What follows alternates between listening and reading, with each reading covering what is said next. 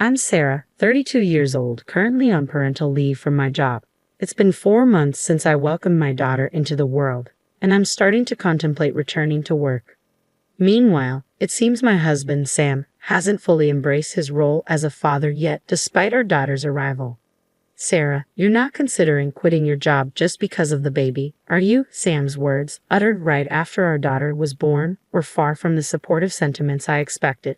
Not only did his comment unsettle me, but it also elicited concern from my parents who were present at the time.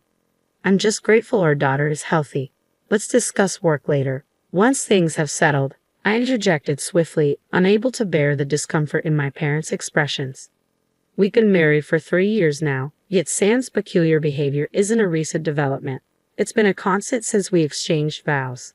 The quirks I once found endearing during our single days now contribute to my daily exhaustion as we share our life together. It's evident that Sam's struggles extend beyond our home life. His frequent reprimands at work and the air of despondency he carries home hint at deeper issues. I'm starting to wonder if I'm just not cut out for this job.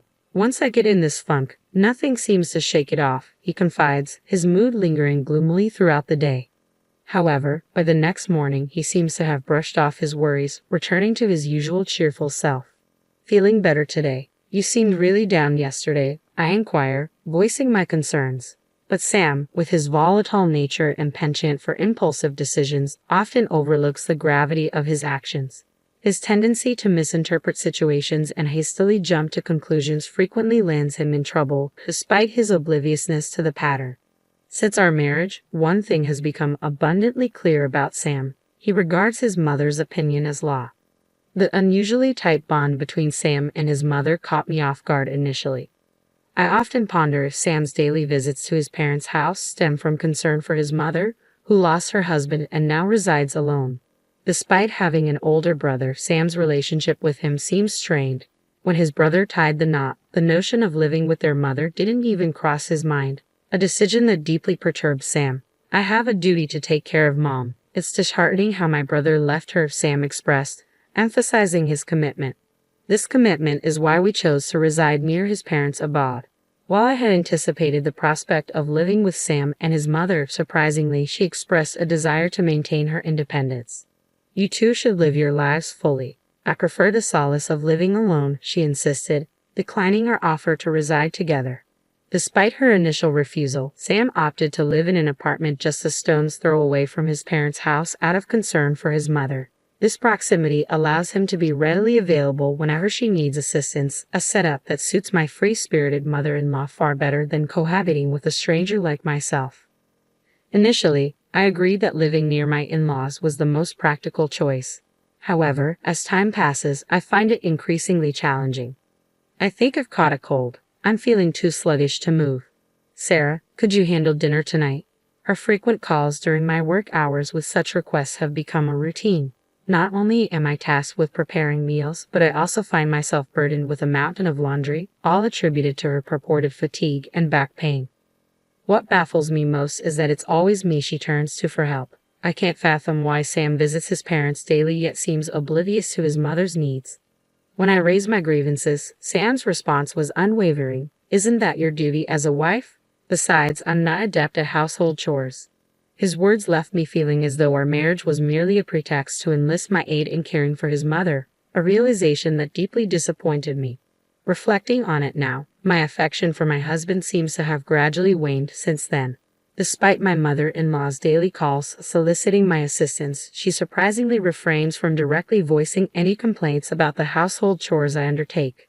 However, the absence of even a simple expression of gratitude always leaves me feeling resentful. It appears my mother-in-law deems it only natural for me to attend to the chores at her house, reserving her complaints about my cooking solely for my husband's ears. Her lack of interest in me, beyond my husband, is evident. When I announced my pregnancy, her reaction was lukewarm at best. Yet when my husband shared the news with her, she couldn't contain her joy. It became apparent that her enthusiasm was solely directed towards him. In reality, my mother-in-law already has 2 grandchildren, yet she hasn't had the opportunity to meet them due to her strained relationship with her elder son. Having our child will be like granting Mom her first grandchild. She'll be overjoyed when the baby arrives, my husband exclaimed, his words catching me off guard. suggesting he was anticipating his mother's happiness more than the birth of our child. Despite my hopes, I clung to the belief that once our child entered the picture, my husband's preoccupation with his mother would diminish. However, even in the presence of our newborn daughter, my husband's conversations gravitated towards finances and work, devoid of any immediate display of affection for our child or acknowledgement of my efforts. Money management has always been a concern, given my husband's penchant for spending. I frequently fret over his shopping sprees, particularly the plethora of fitness equipment he impulsively purchases online, most of which never sees the light of day. I had to clear out most of it when I began my maternity leave, I explained, hoping to convey the necessity of decluttering our space. Hey, I was planning on using that. You can't just toss things out without consulting me first, my husband retorted, his tone edged with irritation. Trying to navigate the conversation delicately, I reminded him, with the baby on the way, we need to be more prudent with our finances. Despite my composed demeanor, my husband retreated into silence, refusing to engage in conversation for several days. Given that my parents were set to care for me postpartum, I returned to their home the day after giving birth. Shortly thereafter, my husband rang me up. "Sarah, where are you? What about my meals? When will you be back?" he inquired, seemingly oblivious to our prior discussions regarding my stay at my parents' house post-delivery. Frustration bubbled within me at his words, voiced just a day after my discharge. "I've informed you numerous times that I'll be staying with my parents for a while. Manage your meals yourself. If you struggle, seek assistance from your mother or visit your parents' place," I retorted firmly, my irritation palpable. In response, my husband, sounding somewhat resentful, muttered, "Sure, Mom's around every day, but she doesn't lift a finger with the household chores. And she tires of the meals I prepare, insisting I whip up something different." I was left speechless, utterly astounded by the turn of events. Assuming my mother-in-law's deep affection for my husband would prompt her to care for him during my absence seemed only natural. Little did I anticipate what would unfold next. Since then, my days have been punctuated by my husband's daily distress calls, each one a plea for help. Finally reaching my breaking point, I decided to return home, accompanied by my father.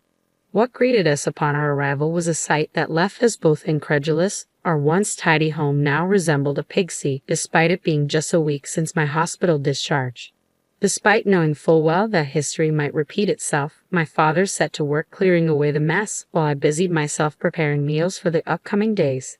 In the evening, I reached out to my husband, hoping for even a shred of gratitude, but instead, he merely inquired, "When will you be back?"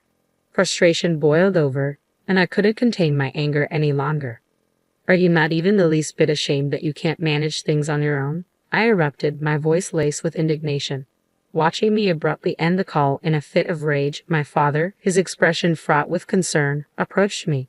"Sarah, are you sure everything is going to be all right with raising your child and dealing with Sam?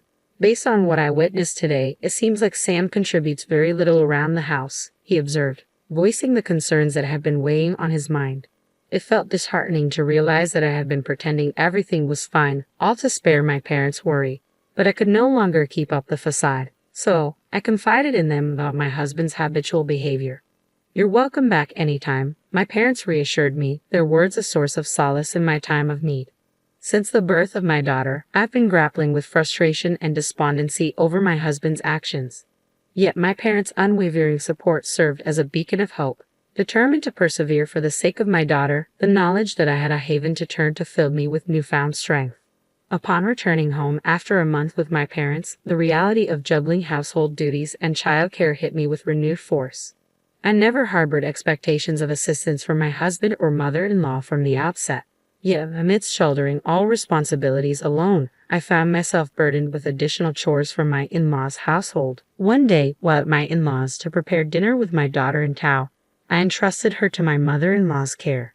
However, when my daughter began to cry, my mother-in-law's response was far from comforting. "Make her stop crying quickly. Why do I have to babysit?" she exclaimed, pushing my daughter back into my arms without attempting to soothe her. It became apparent that my mother-in-law was ill at ease with infants as she made no effort to engage with my daughter on her own. "I've been thinking," my husband proposed. "It's been around 3 months since the birth. Perhaps it's time for you to return to work." His suggestion prompted me to consider the possibility. Considering our household expenses, an earlier return to work would provide a sense of security, and it would also be beneficial for my career to avoid an extended leave. Besides, our savings earmarked for maternity leave were dwindling rapidly.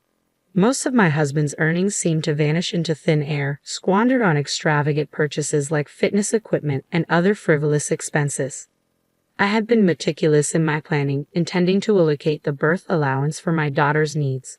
Aware that the childcare leave benefit would take some time to be deposited post-application, I took the proactive step of opening a separate bank account before giving birth to manage her funds independently. One day, when I visited the bank to check the remaining birth allowance, I realized the bank book was missing. It's been untouched since I opened it. The only person who's aware of its existence is my husband, I mused, unable to shake off the suspicion brewing within me.